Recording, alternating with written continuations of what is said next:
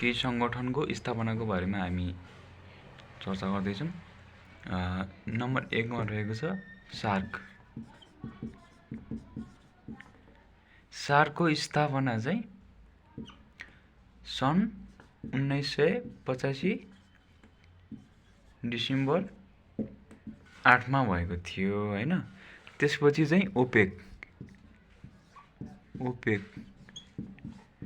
ओपेकको स्थापना चाहिँ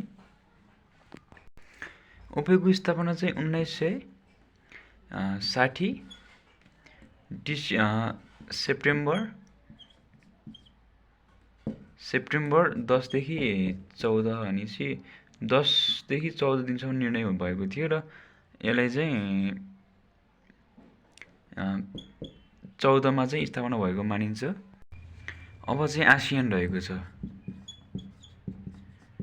आसियानको चाहिँ 1967 अगस्त चाहिँ 8 मा चाहिँ यसको स्थापना भएको छ है।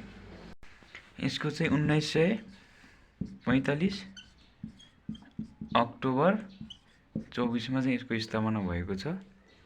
अर्को रहेको छ एयु भनेको अफ्रिकन युनियन। यसको चाहिँ 2002 मा अनि त्यसपछि जुलाई 9 मा चाहिँ यसको स्थापना भएको छ।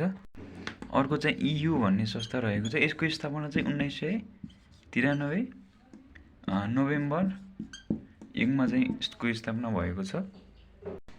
ओभरअल हेर्दाखेरि चाहिँ यस्तो देखिन्छ है। यिनीहरूको स्थापना चाहिँ हो, यो स्थापना डेट हो यिनीहरूको चाहिँ। Thank you so much.